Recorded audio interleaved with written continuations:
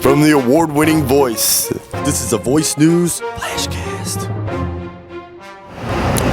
We're starting off with some breaking news as we are learning that a returning Tri-C basketball player was involved in a major car accident a few weeks ago. Daryl Maddox will join us in a few minutes from the Tri-C Gymnasium with more reaction from the team. But right now, Antonio Mason sits in a hospital room wondering if he will ever play basketball again.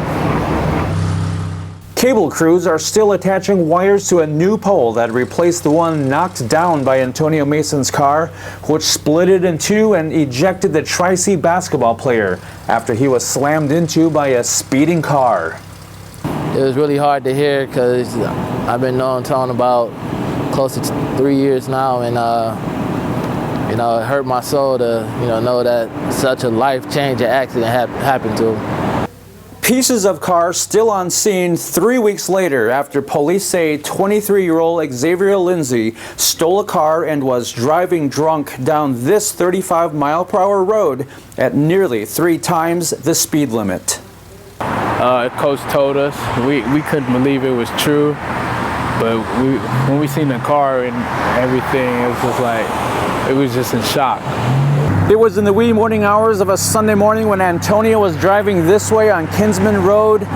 Behind him, a stolen car traveling at over 100 miles per hour hits Antonio from behind. Both cars come this direction, overturning. One of them hits this light pole.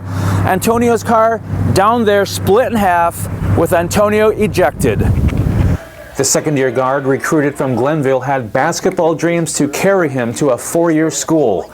Now Mason is recovering in the spinal injury unit at Metro Health with a fractured sacrum, broken sternum, and spinal cord injuries. While he has therapy 5 times a week to strengthen his arm movements, right now Mason still cannot move or feel his legs. I still call him, man, just to check on him, make sure he's doing good, man. Right now he in therapy, getting himself together. They say he might not walk again, but he a strong guy. Right. Obviously, a long road of recovery for Antonio Mason, but for right now, the basketball team needs to focus on an upcoming season. For more on that story, Daryl Maddox joins us from the gymnasium with more. Daryl? This tragedy comes at a time when preseason games are starting for the basketball team. Antonio Mason is a returning player, and now the team has to figure out a way to get beyond losing a player and focusing on the upcoming season. The basketball team on this bus heading to Chicago for preseason games leave without Antonio Mason last Friday. His team members shocked by the news of his accident.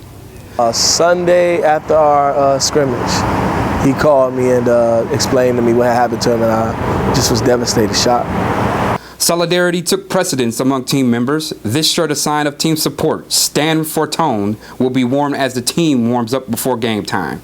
This extra stand for Tone. Tone was a defensive player. He always wanted to play defense. So, in order for us to actually feel like he's still on the court, we got to play defense always. 40 minutes on the court every day. When we wear this shirt, we give 110% always. How did he feel when you guys showed up with the shirt? He didn't say much. He didn't say much. You could see it in his eyes. He wanted to cry, but he's too strong for that. Yeah. With a preseason home opener this Wednesday at 7, Coach Duncan says this tragedy has brought the team together, and they're ready to perform in honor of their brother, Tone. It hasn't hurt them, honestly. They've been pretty upbeat about it. They've grown closer together from it and took a better outlook on life. And understand any moment this can be taken away from you. We talk about it, in the huddles, at the practice. You got to play your hardest, give everything you got today because you don't know what's going to happen tomorrow. The Voice News will have team coverage of this Wednesday's home basketball game against the Community College of Allegheny County, right here on cccvoice.com. Come support your challengers. Game starts at 7 p.m. Now, a warning to those who work or have classes here at the Metro campus. You may or may not have noticed the traffic pattern heading to I-77 and to East Woodland has changed. Cops are not letting motorists get away with making that left turn. Angela Wolf has the story. That's right, Bronson. The city is making big bucks off of this change. It was a harsh reality for people who have to come here to the Metro campus and usually head home this way. Before, you could head down East 30th Street and hang a left here at Orange Avenue. The next day, the turn banned. For days, motorists disobeyed this new traffic pattern. Police were on hand day and night handing out traffic citations, sometimes 10 to 15 cars at a time. We spoke to some nursing students who told us they were gouged with a hefty fine. There was probably, at the time I got pulled over, there was, I would say, a good 10 cars probably I watched get pulled over. Because the policeman that came to my thing said, "Do you know what you did?" I'm like, "No, I thought there was an accident." He goes, "You did a legal left turn. I need your license, your proof of registration." Then I said, "Well, when did this happen?" That's when he said 3 weeks ago. He said, "My job today is just to ticket people." My ticket still didn't even show up. I'm just guessing it's 196 because it said you could guesstimate. The city's traffic department did not alert anyone at Tri-C of the new pattern change. But here's how you can navigate to I-77. When coming down East 30th Street, turn right toward downtown at Woodland Avenue.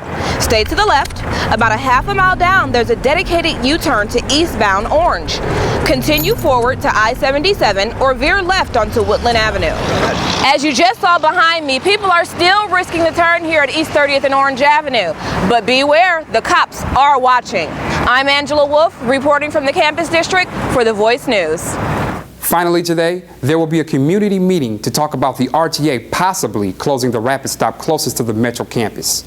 The meeting at the Campus Center Lounge on November 5th will gather more information and comments from the public about the need to keep the East 34th Street campus station open. Staff from RTA, its project consultant, and community advocates for keeping the station open will be there. Students who use the rapid station are encouraged to attend. I use that station all the time. I hope it stays open. Me too. Join us at cccvoice.com for breaking news on Issue 6. And we'll be there to be the first news organization to get reaction from Tri-C officials, whether the levy passes or fails, right here at voicenews.com. Thanks for joining us. We'll see you election night. For all of us, you have a good one.